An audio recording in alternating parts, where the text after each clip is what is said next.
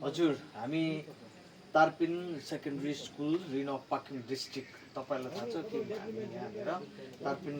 स्कुलबाट आएको हौँ र यो नानीहरूको जुन हाम्रो ग्रुप छ यो प्रहरी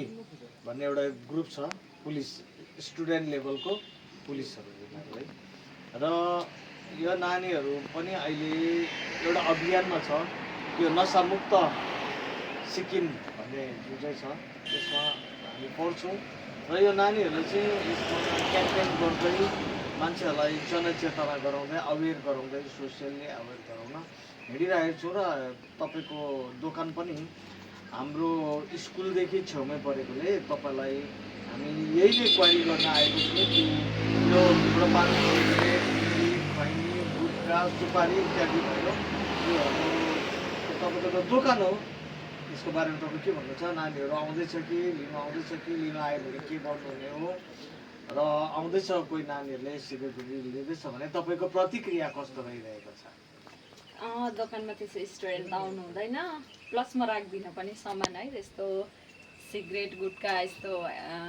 खैनीहरू म त्यस्तो केही राख्दिनँ प्लस नानीहरू आउनु हुँदैन दोकानमा पहिला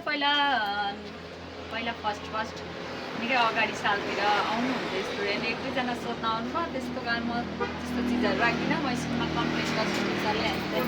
म लगाउनु सक्छु भयो स्टुडेन्ट प्लस म राख्दिनँ पनि थ्याङ्क यू भेरी मच नानीहरू यहाँ हजुरको नाम के पो निरु शर्माजीको दोकानमा हामी छौँ एकदमै हामीलाई खुसी लाग्यो र नानीहरूले यसरी नै अवेर गराइराख्ने समाजलाई आफू पनि नखाने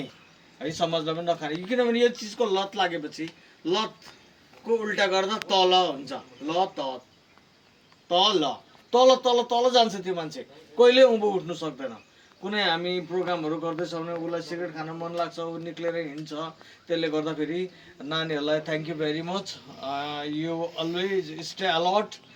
and do campaign regarding anti drugs हाम्रो समाजलाई नसादेखि मुक्त गर्नुपर्छ स्वास्थ्य जीवन हामीले सबैले जिउनुपर्छ र हजुरले पनि यसरी हामीलाई साथ दिनुभएकोमा तपाईँले पाठशालाको नानीहरूलाई विद्यार्थीवर्गलाई स्टुडेन्ट युनिफर्ममा पनि छुट्टी भएको बेलामा पनि तपाईँले नदिनु भएकोमा हामीले सुनिरहेछौँ तपाईँले राम्रै काम गरिरहनु भएको छ तपाईँलाई धेरै धेरै धन्यवाद ज्ञापन गर्न चाहन्छु हवस्